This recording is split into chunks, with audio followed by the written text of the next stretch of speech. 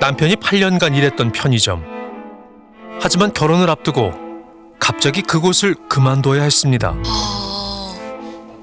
더 놀라운 것은 사장이 친어머니였단 사실. 이야.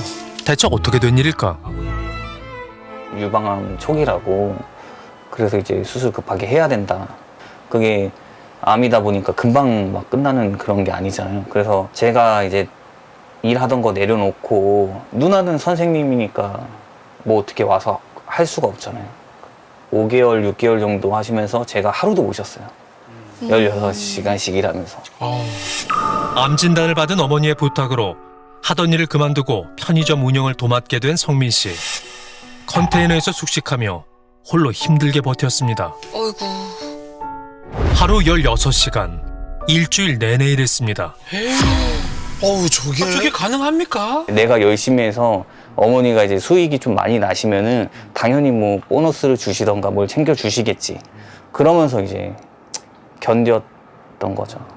어떻게 가게에서 8년을 있어? 여보 진짜 대단한 사람이다. 어떻게 그렇게 성실하게 일할 수 있었어? 그런 모습들이 오히려 저한테는 호감이 됐어요. 오보에를 전공하고 예술고등학교에서 교사로 근무하고 있는 아내. 어우, 선율이 참 고와요. 우연히 인연을 맺은 두 사람. 첫눈에 반했다고 하는데요. 자동차 모임 나가면서 지인들 소개로 만났는데 첫인상은 진짜 무슨 이 사람 맞나? 인형이 차에서 내리길래 영치. 고등학교 선생님인 아내는 방학만 되면 남편에게 달려왔고 혼자 하는 편의점 일을 도왔습니다. 대단하네요.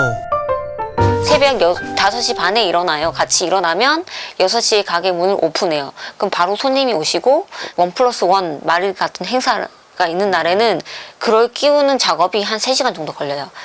아예 9시에 마감을 해놓고 그때 첫 끼 항상 먹었어요. 밤 9시 넘어서. 함께 할 수 있어서 행복했지만 요강을 써야 했던 가건물 생활은 열악했습니다. 예? 요강이요? 여보 나는 촬영실 가야 되는데 나 화장실 못 가. 제가 생각한 방안이 거기 노란색 통이 있으니까 그걸 용광로 쓰자. 그래서 방 안에다가 노란색 통을 갖다 놓고 제가 이제 용변을 보고 겨울에는 추위에 밤잠을 설쳤습니다. 난로에 다가가다 옷이 그을리기 일쑤였습니다. 아이고. 아니, 얼마나 추웠으면 그랬을까요? 편의점의 뒤편. 성민 씨와 아내는 하루하루 열심히 살았지만 대가는 그리 크지 않았습니다. 처음엔 140, 150만 원을 받았고 2021년엔 180만 원을 받았습니다. 최저임금이 안 될 것 같은데요? 저 정도면? 근처에 산업공단이 있고 국도 바로 옆 목도 좋아서 편의점 매출은 나쁘지 않았습니다. 그러니까 차도 많고 손님도 많은 것 같아요. 계속 왔다 갔다 해요. 엄청 많아요. 편의점의 사장인 어머니. 아내가 첫 인사를 드리러 온 날이었습니다. 인사드리려고 꽃하고 화분하고 이제 선물하고 사서 어머니 안녕하세요. 저 성민이랑 되게 진지하게 만나고 좀 예쁘게 봐달라고. 그래서 제가 어머님을 위한 1인 음악회를 열어드렸죠. 우와. 그런데 어머니의 반응은 예상 밖이었습니다. 그냥 가만히 계셔서 듣고는 계신가 앉아는 계시는데 끝나자마자 이제 아들 불러갖고 그 잔디 깎으라고 빨리 잔디 깎아 하고 친아들이 맞나 속으로 친아들이 아닌가 보다. 아들을 늘 쌀쌀맞게 대했던 어머니. 진짜 친아들 아닌가요? 냉정한데요? 이혼하고 나서 좀 변한 것 같아요. 왜냐면은 이혼하기 전에는 이제 할아버지 친가 쪽 할머니가 제가 장남이다 보니까 진짜 끔찍히 여기셨거든요. 그래서 그때는 사랑도 많이 받으면서 자랐어요. 쟤 좀 봐라. 쟤라 그랬어요 저한테는. 아들한테. 아들이라고 한 번도 안 하고 남의 아들 욕하듯이 저한테 야 쟤 좀 봐라. 쟤는 저래서 왜 저러냐? 어머니는 시내 아파트에서 따로 생활했고 편의점엔 일주일에 한 번만 나왔습니다. 이제 10시에 마감을 하잖아요. 그럼 손님 없을 때는 거기 뒤에 이제 이런 테이블이 있어요. 그럼 맥주 한잔 하면은 너무 펑펑 울어요. 너무 마음이 찢어지게 너무 아픈 거예요. 그 모습을 저는 보니까. 어머니의 마음을 얻기 위해 예비 며느리는 더 열심히 일했습니다.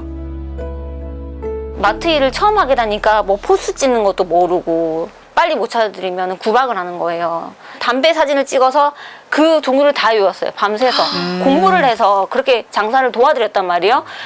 결혼도 안 한 상태였는데. 그러니까. 진짜 열심히 했네요.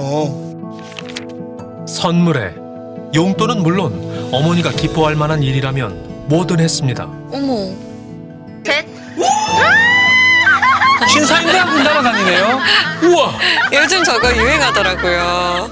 근데 그 당시에는 조금 좋아하시는 듯한 웃음? 그런데 그게 효과가 몇 시간도 안 돼요. 2년 동안 방학 되면 숙식까지 하며 무보수로 일을 도왔지만 어머니는 끝내 마음을 열지 않았습니다. 너 왔니? 그래, 너 그동안 신랑이랑 이 추운데 가게 보느라 너무 수고 많았다. 뭐 이런 따뜻한 말 한마디 원하는 거지. 제가 어머니께 돈을 달라고 한 적도 없고 2달 동안 친정도 못 가고 구정태 설날 구정태도 저희 처가를 넘어가고 싶은 거예요. 제가 방학 때인데 그거 신랑이 이제 어머니께 전화 드렸어요. 어머니께 전화 드렸는데 그런 거 이제 가게 나오기 싫다는 이유로 신랑한테 라고 하는 거예요. 그래서 제가 너무 마음이 아파갖고 결혼을 전제로 진지하게 만났던 두 사람. 아들은 최저임금 수준의 월급을 7년 만에 처음으로 올려달라고 했습니다. 제가 결혼하기 전에 1년 전에 월급을 단돈 몇십만 원에도 올려달라고 했더니 난 못한다. 그냥 나가라.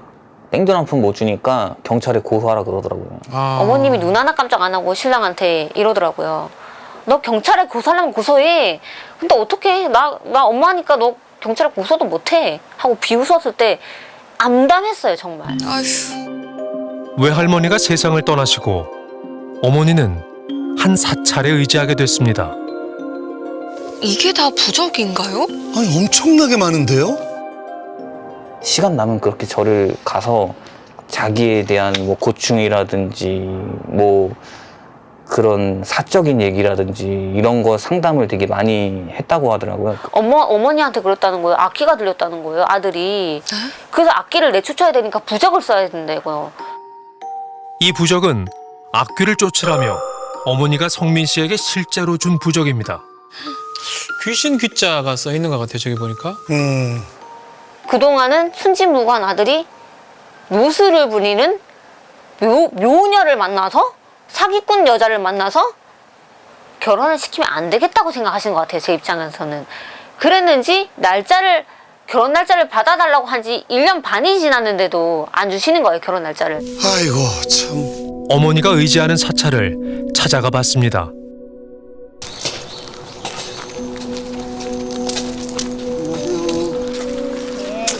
저희 MBC 시각탐사대에서 왔습니다.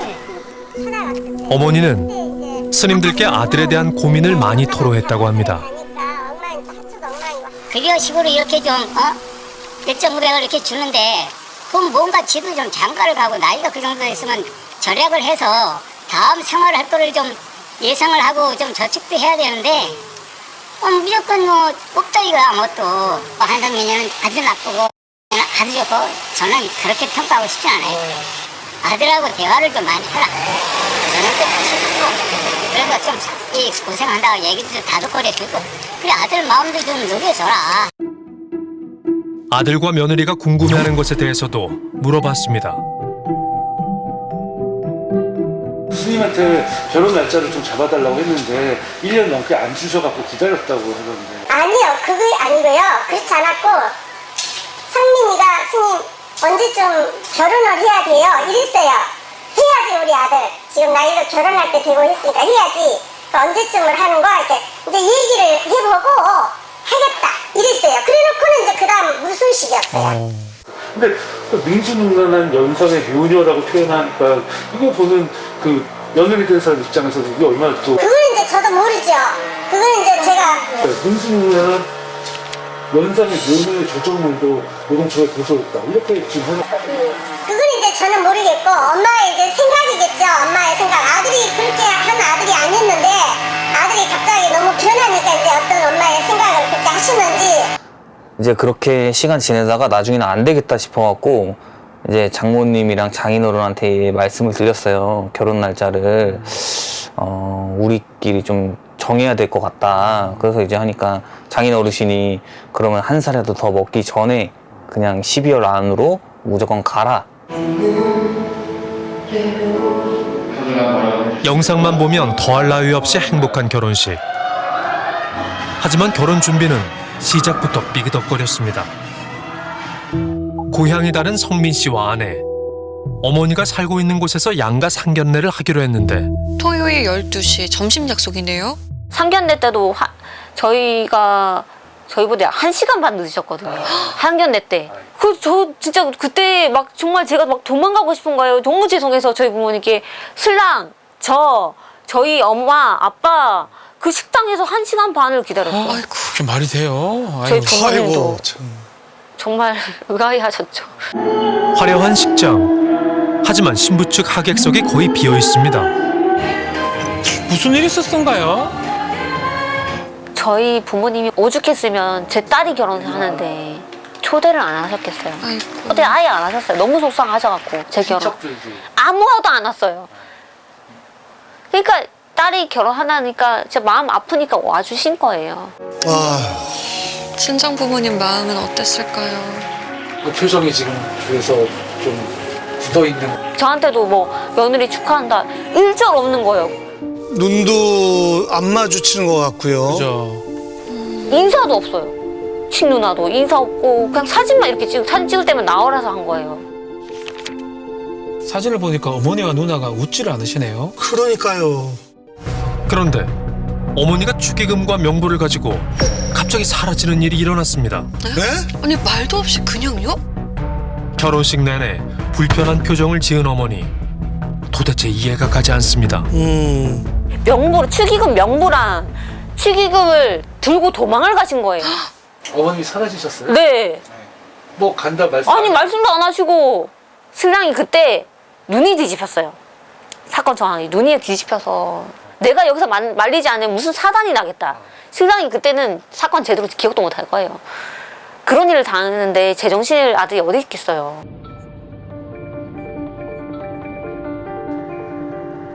편의점을 그만둔 이후 처음으로 다시 그곳을 가보는 성민 씨. 27부터 35까지 청춘의 8년. 여행 한 번 제대로 못 가고 모든 것을 바쳤던 일터였습니다. 좀 어떠세요 와서 보시니까? 별로 안 변했네요. 저기. 네. 성민 씨는 저쪽에 어머니에게 꼭 물어보고 싶은 말이 있습니다. 그냥 뭐 전기장판 뭐 이런 거 깔고 살았으니까. 왜 그렇게 아들한테 아무것도 안 주려고 하는지, 노고를 왜 인정을 안 하는지. 제가 논 것도 아니고 일을 했고 먹고 자고도 아시는데. 지난 8년간 8시간 기준 최저임금만 받아온 성민 씨. 하지만 그는 하루 16시간을 일했습니다. 성민 씨는 실제로 일했던 대가를 정당하게 요구하기로 했습니다. 그러니까 어머니를 지금은 대면하고 싶은 생각은 없으세요? 네. 어머니를 만나기 위해 편의점이 마감하는 시간을 기다렸습니다. 어머니의 생각은 어떨까? 찾아가 봤습니다. 안에 계실까요? 무슨 말을 할지 정말 궁금합니다. 어머니. 아, 네. 네, 안녕하세요. MBC 신화탐사대라는 프로그램에서 왔는데요. 아드님이 한성민 씨죠? 미친놈이야 미친놈. 예? 어? 지금 욕하신 거죠? 다짜고짜 아들 욕을 하네요. 어머니 아프시다고 해서 들어와서 그래 일을 했어. 그럼 제가 얼굴이 졌으면 착실히 해야 되는데 차만 갖고 매일 애들 차 타갖고 번쩍 해갖고 차만 손질하고 어머님이 보시기엔 아드님이 좀 꽁통스럽고 꽁통스럽고 이렇게 뭐 허세 그런 게 많아 그 집보다. 아드님이 좀 남편분하고 좀 닮은 것 같으세요? 어떠세요? 그 집씨를 많이 닮았지. 배신한 거 그러니까 청첩장에도 지네 아빠 이름이 딱 넣었더라는 거. 어머니는 왜 며느리를 묘녀라고 했을까? 법원에 낸 소송 문서라고 지금 보이는데요. 며느리를 될 사람은 이제 묘녀라고 이제 되어 있는데 여기 연상의 모녀의 조종을 받았다. 이거는 뭐 무슨 뜻이에요? 이거 어머니가 내신 답변서인데. 그래서 그걸 자세히 안 읽어봐갖고 연상은 연상이죠. 아니 근데 저번에 언제 제가 그랬어. 선생님 머리에서는 이런 내용이 안 나오는데 그랬죠. 퇴직금 중재, 소송 중인 체불임금 문제. 어머니는 이 모든 게 며느리가 시킨 일이라고 여기는 듯합니다. 어머니 그럼 결혼식 날은 그 어머님이 그 결혼식 끝나고 아들하고 며느리한테 말 안 하고 그냥 가셨어요? 걔가 어디가 있는지도 모르고 식을 빨리 끝내야 되는데 그럼 어머니는 어쨌든 아들한테 전화해 보시면 되잖아요. 뭐 그런 정신도 없고 어디가 있는지 모르겠고 뭐 친구들은 간대니 어떻게 나를 현타와서 데려가 집에 데려다 줘서 살고 벗어놓고 그냥 벗어 던져놓고 여기 가게까지 태워다 주고 그리고 왔죠. 그래서 어머니 아파트에서 초대해 주실 줄 알고 아예 방을 잡지도 않았어요. 평일이거나 아니면 토요일 그냥 일반 토요일 같기만 해도 방을 잡기가 수월했을 텐데 크리스마스로 방이 더 없으니까 급하게 25,000원짜리 방에서 신랑이랑 그날 첫날 밤이잖아요. 모텔에서도 이게 풀 메이크업하고 있는 사진을 발견했는데 되게 아이러니하더라고요. 결혼식이 끝나고 축의금과 사라진 어머니. 첫날 밤을 시골 모텔에서 묵어야 했습니다. 아, 참. 어머니 그러면은 좀 아드님하고 이렇게 어쨌든 안 보실 생각 있어요 어머니? 난 안 보고 싶어. 너무 억울해갖고. 지에 비한 투로 갔으면 내가 이런 고생을 안 하잖아. 왜 나한테 와갖고 이런 고생을 해? 관계가 개선되려 그러면 그럼 아드님이 좀 어떻게 하면 될 것 같으세요? 어머니? 방송에까지 내려고 한 놈한테 무슨 말을 해요?